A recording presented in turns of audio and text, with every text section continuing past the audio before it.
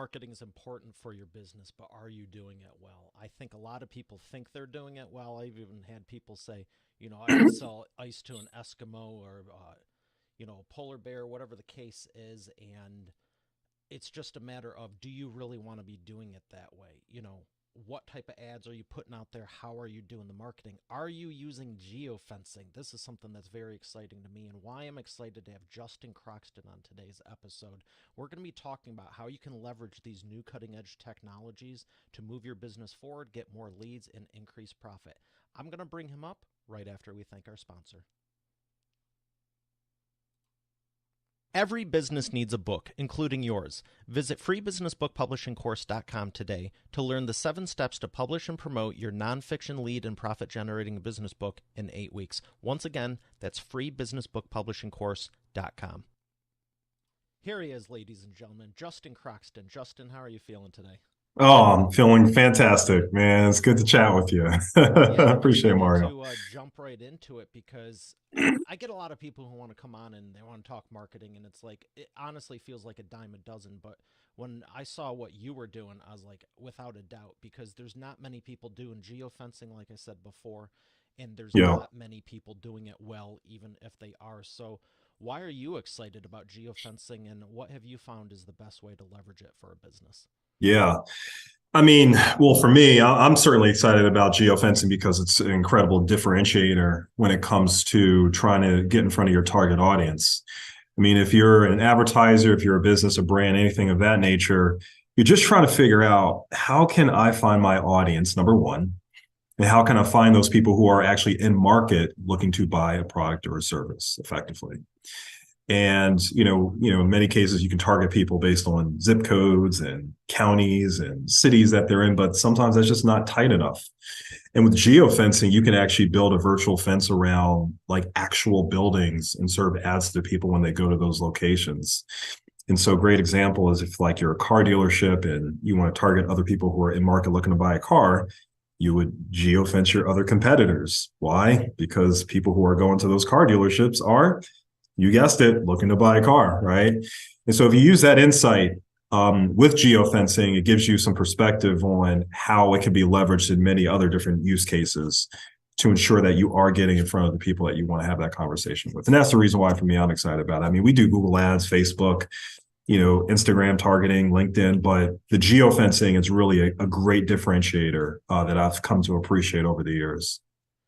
I love that you shared that, and I got to be honest with everyone right now and you. I already learned something.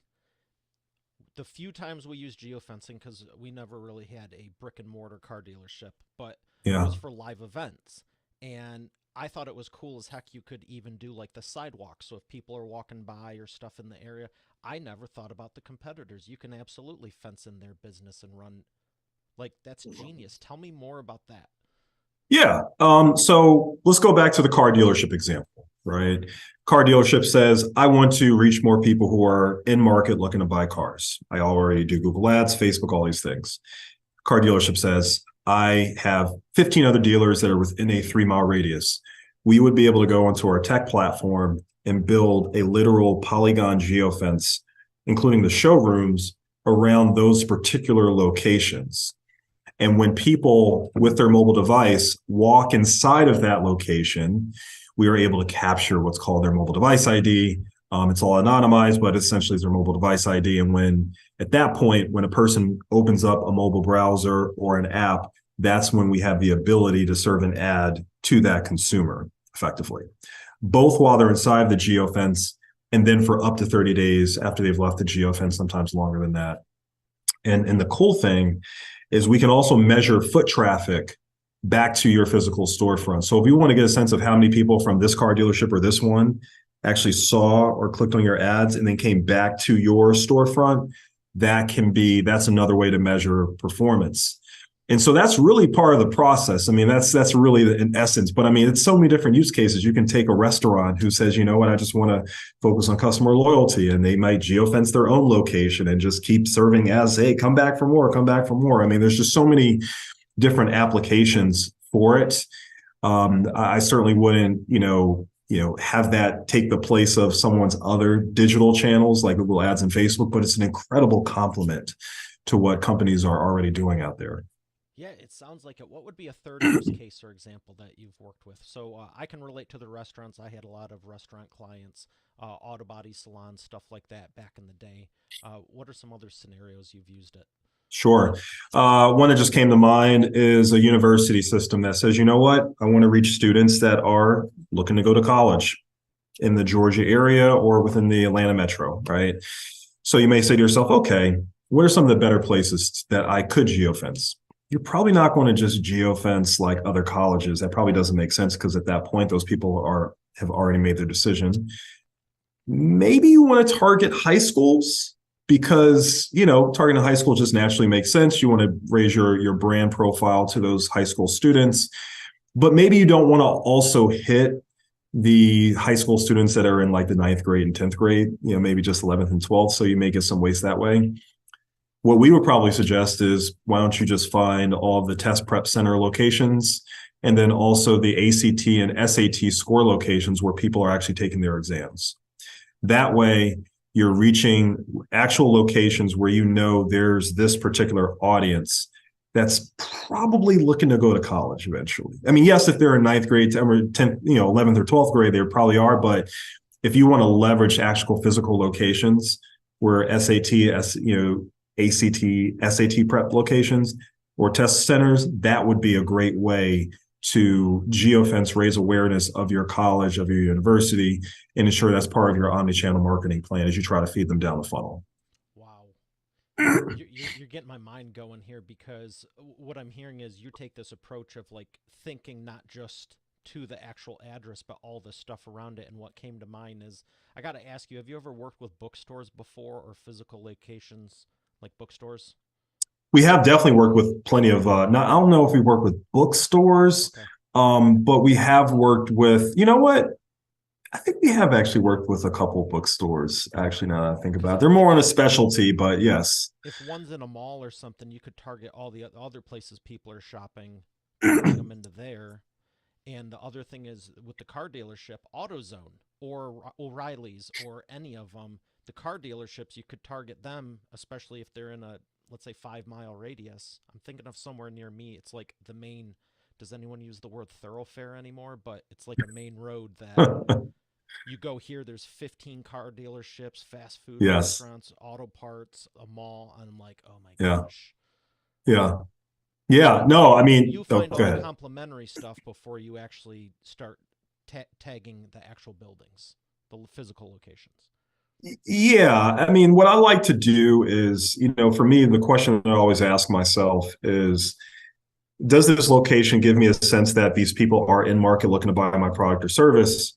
And if they're not, do they at least fit within my target audience, right? And maybe they fill both of those buckets, maybe they fill one of those buckets. But that based on that, I then may have like three different tiers of locations, right? I may have one tier where I know this person's in market, they're looking to buy now. Another tier might be it's my target audience, but they may not be at that stage of wanting to buy a product or a service, that kind of thing. And then based on that, I use that sort of as a baseline for, based on budget, building out my entire digital media plan from a geofencing standpoint. All right, so I got to ask, is this something people should try on their own and can they do it, or is there no way because it's too complex? I personally would hire a company. I mean, we've been doing this for 6, 7+ years, and there's still new things that we're learning. There are times when, first of all, there's certain platforms that require way higher spends, like tens of thousands of dollars. There are other platforms where you can actually spend $2,500 a month, $2,000 a month, use this as part of your media plan and be fine with it. But I wouldn't go out and say, all right, I'm going to just figure it out myself. And I'm just going to go to this platform, build some fences and see what happens. I mean, it's a You're little taking bit a more of a really good sophisticated. point, just like with anything, aren't you? It's just like anything. It's like, oh, I can do my own Google Ads, but Google Should Ads you? is its own platform. But should Should you? you? Right? Yeah, I The think I bus can got in the do. mail for $100. Now I'm set for Right, the rest of the year. right. Eh, I think I might be able to learn how to, suture up my arm, but probably not a good idea. Let me go to a doctor who can suture up my arm if I got a big cut. It's not the same, but you get the drift. yeah, it's astonishing to me. I mean, people don't realize that the companies just want you on their platform. I know they want you to be successful, but to them, if you're spending money, you're making them happy. It's like I've never Right, seen them right, send even a training or a book on the subject. It's like, right, go spend the money so we can get you in the system. So right, um, right, I right. wanted to bring that up because some people are like, they just have the attitude of like, I'll go try. Same thing with book publishing, like what we do. It's like, yeah, you can do it, but good luck taking a year and a half doing it and being dissatisfied with it. So you mentioned the Yeah. different platforms. You can't even get into some unless you have a professional service like yours. What are what are the best performers you've been seeing in the last year or two? You know, there are certain platforms that takes more of like a radius, but it's a radius like all the way down to the contours of the building, if you will. And there's others where you can build a custom polygon system. We actually leverage all of them. Many of them have 10, 15, $20,000 minimums. Some have $50,000 minimums per month effectively. What we try to do is leverage the ones that we think is going to make the biggest difference, and the ones that we like to use have more of a custom polygon system. So it really just depends on the use case. It really depends on the client, and where we believe it actually does make sense. But for us, we like to use more of a custom polygon system. It's about 12 coordinate points that you can build around an actual physical building. And that's what we've seen is gives us sort of that granular nature of targeting exactly where we want to target Yeah, because you can versus incorporate the property lines, the sidewalks, and extra stuff where people might be hanging out or whatever, and you still capture that. exactly. They don't need to physically be, what if there's a line out the store? Right. Exactly. Exactly. And so that gives you the exact. Well, yeah. And to your point, that gives you the flexibility, which is what most people want. And then you can still report on which locations are actually driving impressions, clicks, sometimes conversions, walk-in conversions, things of that nature, which is nice. And so you want that flexibility across certain platforms that you might be working So you're in. not using any one particular system. It sounds like a lot of the platforms now, when we used it years ago, it was tied to whatever. If you're on Snapchat or Instagram or Facebook or whatever, it was whatever was tied to that system. It sounds like it's more robust nowadays, and you can go, hey, we want to do this system on these channels, correct? Correct. That is correct. Yeah, that is correct. Yeah, that is correct. Yeah. And what we've done recently, and not a lot of firms can do this, but what we've been able to do is do geofencing, across our programmatic platforms, take that same audience and push that audience over into Facebook and Instagram. So now you're geofencing over here with your programmatic display ads, and then you're reaching those individuals directly in Facebook and Instagram. So now again, you have a little bit more of an omni-channel media plan versus just one particular digital channel that you're trying to reach an audience in. Safe to say you're retargeting as well. Exactly. Definitely retargeting. I mean, that's the thing with geofencing. When someone's walked inside the fence, they can leave that fence and we can still retarget them for a period of time as well. So that part too, on top of what you just said around the other aspect of retargeting. Could you go a little bit deeper in that for anyone listening that doesn't know what retargeting or remarketing is, or cookies, or any of that? It's a Yeah. fantastic thing. I believe you should be doing, but what's your take on it? Yeah. Well, the first thing is I'll explain it and then I'll give my POV. Excellent. The first is anytime someone visits a website and they leave, that's effectively retargeting. So imagine all the folks that are out there, if you have been to Amazon and then you've been shopping around and you leave and you start seeing the ads on other apps and websites, that's site retargeting. You went to the site, you left, and we were retargeting you from after you've been to our website effectively. Any brand that's out there, I don't care if you are a brick and mortar, B2B, does not matter. You need to be doing some form of site retargeting because anyone who has been to your site is a viable customer, number one. But I'd say 97, 98% of folks don't buy.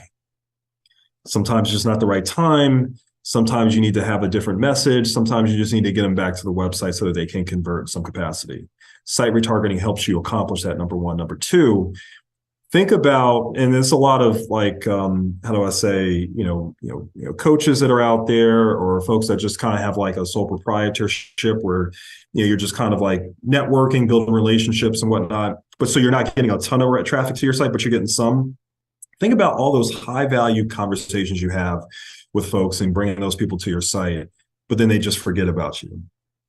You know, that is a powerful way. Site retargeting is an incredibly powerful way to remind them about your value proposition, your firm, your products, your services, all those different things. I can't tell you how often we tell folks like, don't just shake hands and do some direct mail or do TV, and then think that all these people are going to just remember you and convert on the first go. Like, you need to feed them into the funnel. You need to remind them about yourself. Site retargeting is a great way to do that, and it really does help bring down your overall cost of customer acquisition across all your channels, not just within the retargeting space itself. Yeah, and the great thing about it is it can be so specific, like we're talking about with especially with geofencing, because that actually, correct me if I'm wrong, but doesn't that drive your ad spend down and conversions up because you're not wasting it and the platforms go, oh, this one actually knows what he's doing. That is correct. That is correct. And I know that there are certain channels that perform better than others. Totally get that. Google Ads, a lot of people are in market. Facebook, sometimes low quality, sometimes really high quality. It depends. But I personally feel as though, as long as you're hitting your target audience, and as long as like one channel isn't too high cost per conversion versus others, but you're hitting that audience wherever they go and you're feeding your overall funnel, you're giving yourself more opportunities for success ultimately. And then you can just think about, go ahead, I'm sorry. No, and then you just think about how you allocate your media across which channels you think is really driving the most, not just the most in just one, but across all of everything that you're doing, and its own sort of recipe, if you will. You're creating that synergistic effect, and you mentioned direct mail and billboards and TV and all these other things, and it's always hilarious to me when, I have nothing against billboards, but if you want to drop 10 grand a month on one location, hoping people are going to stop on their freeway to log onto your site and buy what you need. Now, I Say it think all if the you use time. that as a complementary approach to the geofencing and retargeting and the stuff we're talking about, you Right. can actually, Right. if there's like an order of operations to start, it's like start where you can get the most direct feedback and track people so you have that data to know what's working, and then the rest I would say is more like a reinforcement authority building, because I mean, who doesn't think someone on a billboard isn't like top stuff? Well, to your point, and I get that too. A lot of politicians, a lot of folks that want to just be able to see themselves. A lot of attorneys, personal injury. I can't tell you how many billboards I see out there where it's like injured, call today, and there's no website, there's no number. I see it all the time. It just baffles me. There's no call to action. What You're about the starting to see QR that codes whole. on a billboard on the turn of a freeway? Now, I was actually about to speak to that. QR code on a billboard is crazy to me. QR code on a TV set, like an over-the-top connected TV advertising, streaming devices, which we also do. You can actually, couple geofencing with OTT advertising, over-the-top smart TV advertising, like Hulu's of the world, Amazon Fire, Roku's of the world, essentially. Having a QR code there is very powerful, because now you are not just helping with brand recognition, but you're giving someone an opportunity to like take their phone. And I've done it myself. I'll take my phone, pull out my camera, boom, takes me to a link. And now I can attribute the folks that saw my QR code, came to our site after the fact, and then I'm actually driving more attribution from that way, because the watch rates on streaming apps and streaming platforms are at least 95%. So to your point, it has to make sense. QR codes on billboards is kind of crazy to me. Instead, I'd rather have a website and a phone number, and then that's it. Yeah, at least a phone call you can track, because even the website, yeah, cool, they might go to it, but they're not doing it while they're driving, or they shouldn't be. And if they are, well, maybe that's how you're getting your clients. Injured? Call us. Well, they'll have the site bookmarked. Yeah, there you go. There you go. I There you don't agree go. with how you generate clients, but God bless people, Yeah. right? Yeah. God bless. Right. Absolutely. Absolutely. Absolutely. So, in addition to the geofencing and the retargeting, is there something else that you add in your synergistic approach to, we're talking about they're on the billboard, they're on the geo-target, we're talking about the website. Maybe you mentioned SEO. Why is that important? Well, SEO I think is always going to be important because number one, Google is a beast, and your ability to show up, number one, number two, first page, of the search engine ranking pages, whether it be, local search or just traditional organic search, reaching folks who are doing an actual search for your products or services is incredibly valuable. And when you're showing up number one and you don't have to pay for that traffic, that's even more valuable. Google Ads is is kind of similar. I mean, it's using the same platform, but say you're paying for ad space at the very top and also at the bottom. In Google, reaching those who are in market is incredibly powerful. If you want to get in front of people who are looking for what you have to provide as a brand. And a lot of times we tell a lot of folks, don't, like, if you're doing Google Ads right now and it's working, like, don't cut that budget to do geofencing. Maybe you just add to geofencing, or you maybe take a sliver over into geofencing. But to that end, areas like SEO, areas like Google Ads, where there are people in market at that juncture, you got to keep those traffic channels rocking and rolling. You got to. What about And I always YouTube and recommend that. Amazon? Because I know they're top YouTube, two, second, and well, third for largest searches. if you're an e-commerce brand, you absolutely need to be on Amazon without a doubt. We have access to what's called their demand side platform. They have a DSP, is what they call it. So we're able to leverage a lot of their purchase data of consumers. Like, I use a great example. If someone's like looking to buy a test prep software, for example, or if someone's looking to buy a test prep book, right? In that juncture, you can reach people who are looking to buy test prep materials if I'm a college or a university, right? So that's the DSP side. But if you're an e-commerce brand, you absolutely need to be on Amazon for sure. I'm trying to think, what was the other platform? It was YouTube. Amazon, YouTube. YouTube is the second largest search engine now, Yeah, if I'm not mistaken. owned by Google. Incredibly powerful, which is, of course, owned by Google. And we always recommend it. Sometimes you have to deal with some poor quality of traffic, but I always recommend it. Always recommend it. If you do have, in fact, video that's like 15, 30 seconds long, it's not too long. It's punchy. It helps serve the purpose because the cost per views are relatively inexpensive. And, you can still get in front of a great audience while helping feed all the other channels that you're leveraging, as a brand. Yeah, I've always loved video, and I've began to love the SEO in a traditional sense even more. Like I was telling you for the show here, because you're putting stuff on the internet, and it always baffles me. Like years ago, when people are like, "Oh, websites are dead. Facebook is where it's at," and it's like, dude, you realize Facebook is a website, right? It's all video, it's all pictures, it's all text, it's all video. Like, Yeah. this is the essence of the internet. Yeah. So true. So true. Well, I appreciate everything you're sharing. Why don't you share with us your biggest success story? Personal or business? Let's do both. We got a minute.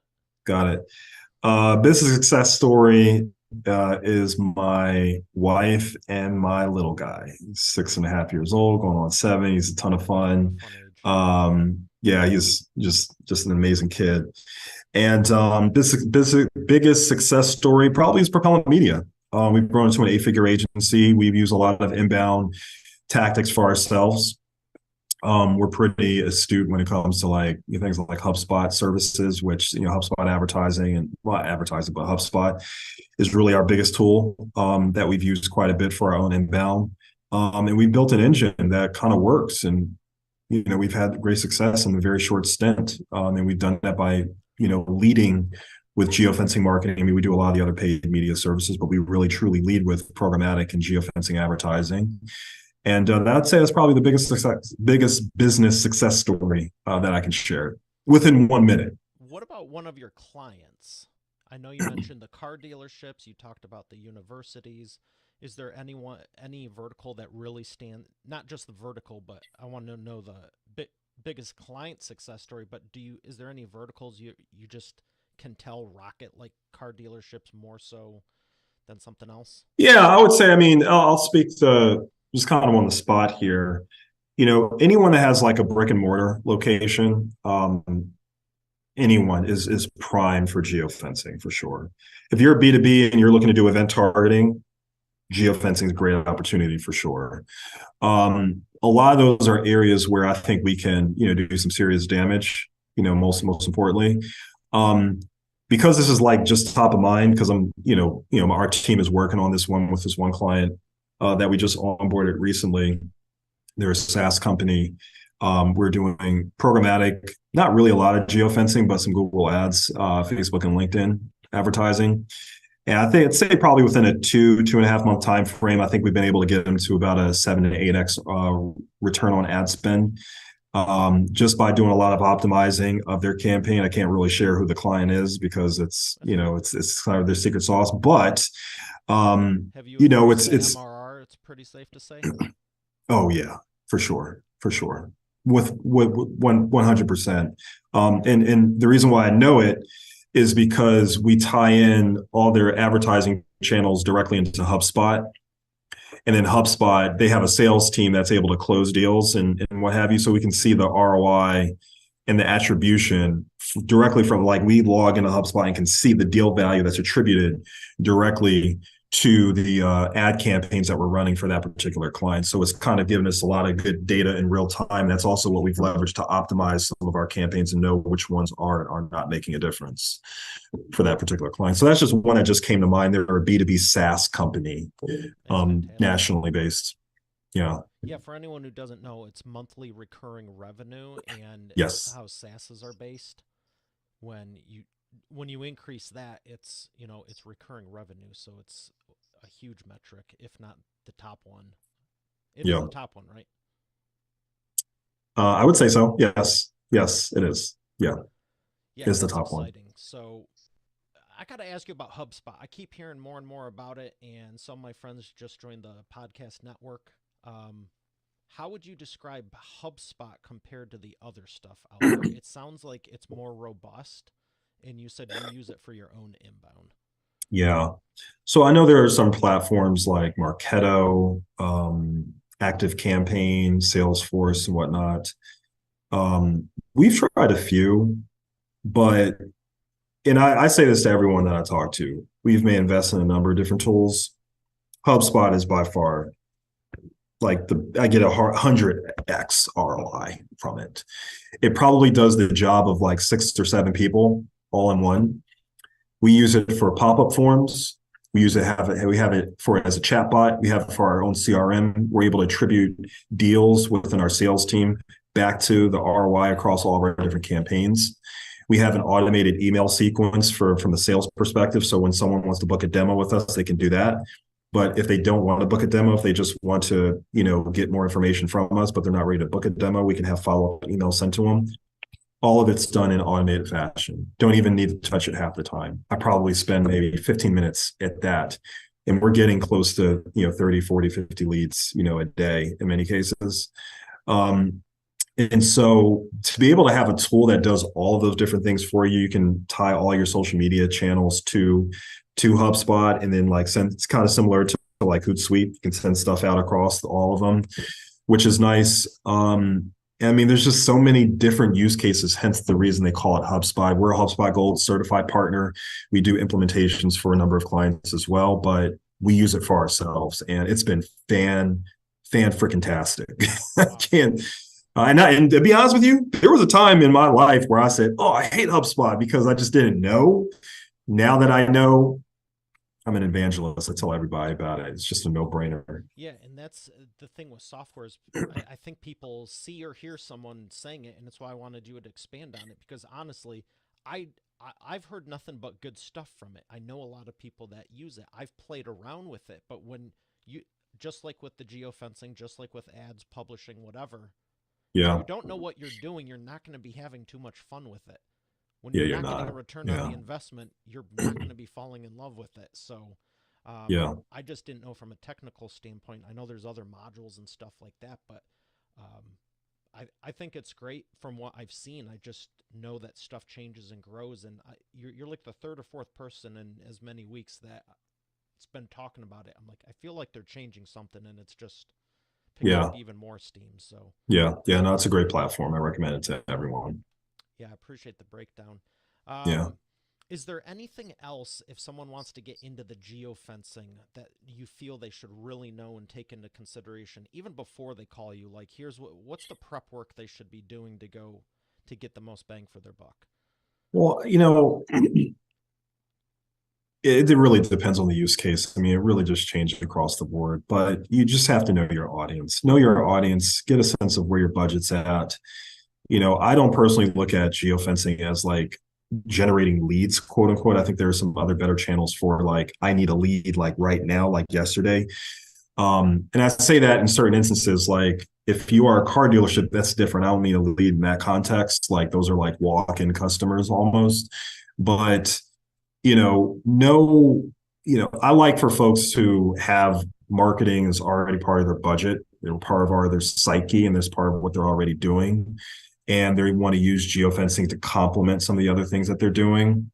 I tell people that there's not one digital channel that's going to be the penicillin to solve all your marketing problems. And I feel the same way about geofencing as well, quite honestly. So look at it from that for perspective, know who your audience is, have a sense of the people that could be in market looking, looking for your products or your services. And then when you feel like you have a respectable budget, 2,000, 3,000 a month, that's where I believe, you can have a conversation with, from like ours, or I'm sure there's some other firms out there that do this. I will say that there's some people that try to do it for like 500. It's not going to make a difference for you. I'm just telling you right now. It's the kind of space where it's kind of like Google ads. You're not going to just spend $500 a month on Google ads. The same thing goes in this space as well. You Yeah, need to, I've had put some people, serious I've bucks asked towards it. a lot of people on the show, and whether it's their business or not, most everyone has successful business. They all have successful businesses, just depends what level. Yeah. And I've had people flat out tell me on air and behind the scenes, they're like, we were spending 10 to 20 grand a month for months, like half a year to a year. And they're like, we didn't do anything. We didn't get anything. And I Yeah. think it's because Yeah. they tried doing it on their own. So, Hmm. Yeah. And unfortunate to hear, but at the same time, it's like there's other people like you and many others, they're doing, yeah, we're doing 7, 8 figures in revenue. We spend 10, 20, 30, 50, 100 grand a month on this, and we're doubling. You said you get 100% ROI. Who yeah. wouldn't want that? Yeah.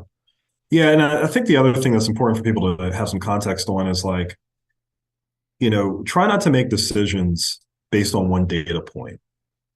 So like a lot of people will say, I ran a geofencing campaign or I did Facebook, right? I did it like for like, a month and a half and it didn't work. I'm like, okay, got it. Probably didn't even have enough Instead, data to run a campaign at that point.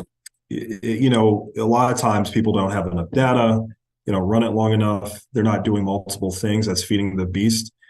People, they say, oh, I got the sexiest website, and your website is just like a resume that just tells people you exist rather than giving me value and incentive.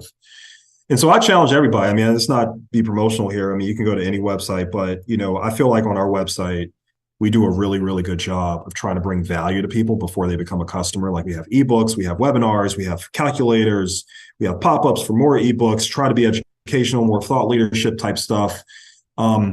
And that's the kind of mantra that you need to be on if you are a B2B brand or even a B2C brand. How am I going to bring value to this customer before they actually become a customer? A lot of times people don't think about that. They just want to draw people to their site and think that they are going to just call you or reach out to you. And relationships and business relationships, they don't work that way. You have to bring value. If you don't do that, individuals are going to be less inclined, particularly in relative to the rest of the competition that's out there. They're going to be less inclined to give you their contact details, call you. You have to come from the perspective of how can I make this person's life better, easier, or get them an answer quicker than all the rest of my competition. If you can do that, you're going to get more customers, more leads, more opportunities to close more business. I love that. Thank you for sharing that because I think so many people just think they'll run an ad, whether it's billboard, Facebook, whatever, and I'm hiring you to fix my problems, but I don't have 5 minutes to think about my customer or see how we're going to add value. Right, right, right, right. It's not going to So work. true. It's not going to work. Nope. Yeah, I love that you shared Nope. that.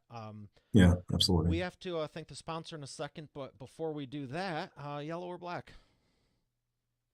I do yellow. Man, everyone's picking yellow. All right, Well, this. you see, I got the hat too, so it worked out. Well, I got both too. You said yellow. So this is the wheel of Yes. whatever, and I got a question for you, and it has to do with traveling with your family. Where's somewhere Yeah. you haven't been that you would love to take them? I'd probably say New Zealand. Definitely see the Northern Lights. That would be an incredible experience. Um, and then also South Africa, but I actually have that on the docket this year for my Nice. When 40th. are you going? May timeframe. That should be Nice. fun. Well, we are going to thank our sponsor and come back for the imperfect action round. You're already the expert, but have you transformed your expertise into a tangible asset that will generate and qualify leads while increasing profit for you 24/7? And if so, how well are you promoting it? With the Expert Authority Effect publishing method, it's easier and faster than ever. Visit freebusinessbookpublishingcourse.com today to learn the 7 steps to publish and promote your nonfiction lead and profit generating business book in 8 weeks. Visit freebusinessbookpublishingcourse.com to get started now. Once again, that's freebusinessbookpublishingcourse.com. And we are back with the imperfect action round. Justin, are you ready to take imperfect action? Let's do it. 3 questions for you, 60-second or less answers. What is the fastest path to the cash? The fastest path to the cash. Oh, that's tough. Um, the fastest path to the cash is persistence. And when I say persistence, I mean sticking to it. A lot of people, want sort of the fast route to get to the cash. So, some people, they want to start a business, they want it to scale within just 1 year, and then they give up and they go on to the next idea and the next idea. Those people that kind of stick to it and try new things are the ones that usually get to the cash the fastest. Stick with it. The persistence is what really makes the difference. A little counterintuitive, but it really makes a difference. That was a great answer. Why do you think that was going to be difficult? I don't know. I just thought it was. Yeah, these are all simple questions. Okay, number 2. What Yeah. was the first movie that came out in black and white before there was color? I'm teasing. What's the Not this. biggest problem your prospects are making and the fastest way for them to fix it? The biggest problem is their sites. That's the biggest problem, without a doubt. It's The simple. fastest way to fit, yeah, it's that simple. And no, it's not that simple, but it really is that simple. Like you're not bringing value to people. You're just saying, I exist. Come have a You conversation sound with like me. everyone else. Yeah, exactly. You're not trying to elevate someone when they come to your site. And so the fastest way to fix it is to think about how you can, all the problems that you can solve for someone before they Hmm. become a customer, and try to solve some of those problems before they become a customer, or at least answer a crap ton of questions for them before they become a customer. The other way to solve it is implementing some of those, lead gen tactics, like, implementing HubSpot, for sure, making those changes to your website. Again, I think our site is great. It can be always get better, but that's what I would say to folks. Yeah, I'm hearing a lot of be of value. Value. It's the key. All right, do you want to actually try and answer that movie question, whatever I just asked? Uh, I literally just made that up because I don't think I've ever had anyone say to the fastest path, they're like, oh, that's a tough one. So I was like, what can I really throw him with? Yeah, What was the first movie? what can I really stump Justin on? I was going to say like a Mickey Mouse like movie, but I don't know. 1921 Steamboat Willie. Okay, Yeah. gotcha. I didn't even know about that one. That was a tough one. You really got me on that one, though. I just was teasing, but I appreciate you playing along. The third one, and this is a legit question I do ask. It's actually Yeah, my favorite, and I've said I'm never going to get rid of it because everyone goes, "Wow, that's such a great question." Um, yeah. what is the best way to maximize customer lifetime value? The best way to maximize customer lifetime value is to build a sincere relationship with your customers. And I'll be honest, like there are going to be times when you are doing a bad job with delivering results. It's not that great.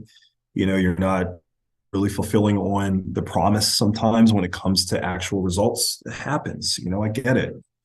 But if you as a brand or you as a person has a super, super tight relationship with that customer, that handles at least 50, 60% of the battle, quite frankly.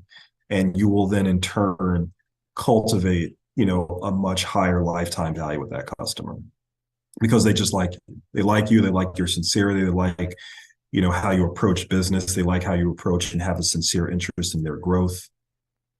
That's the way you do that. That's one of the best answers I've had in a while. I agree 100%, and I'm thinking of some times when um, it's come in handy, let's say. Yeah, yeah, yeah, Yeah, I think people think you have to do everything perfect, and no wonder they're stressed, right? yeah, yeah, yeah. And I mean, there's times when even for us where I'm like, oh man, I don't, I've struggled with it. We're not all perfect. Um, but I'm always reminded that when you're able to just be yourself and be with people and know kind of similar to the website conversation and lead generation, people do business with people. You have to sort of unveil, pull down the corporate veil and know that, at the end of the day, there is going to be someone doing business with another human being eventually. And that relationship happens at the point in which they buy all the way to the purchase funnel when they retain and they keep paying you month over month, or if they want to buy your product again and again. All that really matters. Yeah, that's great insight, and I think it's a lost art. I think people have become transactional lately, and they need to stop if they want to be around long term. So thank you for Yeah. elaborating on that. Being a business book publisher, I got to ask you about books. What books have helped you the most in business and life? Yeah, there was a really great book. There's two that comes to mind. There's one that's called $100 Million Offers by Alex Hormozy, a really sharp guy. He's really done his thing. Really have an appreciation for just how he thinks about problem solving and just his experience over the years. There's another book called Atomic Habits. Atomic Habits. I'm sure there's been some folks that have read that book as well. Great book. It's more about both habit building, but the power of 1% getting better by 1% every day, effectively. You start to sort of reach that tipping stone, that tipping point of like everything that you've done. It's kind of like you're hitting a rock, and all 1,000 times that you hit the rock, it wasn't the 1,000 times, it was the 1,001 time. It wasn't the 1,001 time that you hit the rock, it was all the times that you hit the rock beforehand. The same concept. It makes a difference over time. Those two books have been great. There's plenty of others, but those are the ones that come to mind for me. That's a great analogy, and I could even spin it right back onto the marketing and the ads and everything. It's not any single one ad that's going to revolutionize, but you do this one, learn from that, add to this one, try something new, add to that. Like you said, that omnipresent approach. Exactly. Love the Exactly. rock analogy, though. Yeah. That's a good one. Where would you like people to learn more? I appreciate that. I mean, I've told a lot of folks that, I feel like our site is a good model if you're trying to build like, think of lead generation and just, how to bring value, but www.propellant.media, that's our website. Use that as a place where, okay, this is how these guys are doing it. They're a marketing agency. There's some things that you can take from that can you can pull into your own websites, your own businesses, your own brands, all the things that you do. And then that's it. Propellant.media. Use Google, search us, you'll find us as well. You find us. Promise you that. Excellent. Well, thank you for all the insight you've shared. I've enjoyed it, and I know Expert Authority World has. Thanks for everything you've done. Yeah, appreciate that, Mario. All right, Expert Authority World, we have another great episode here today. I'll see you on the next one.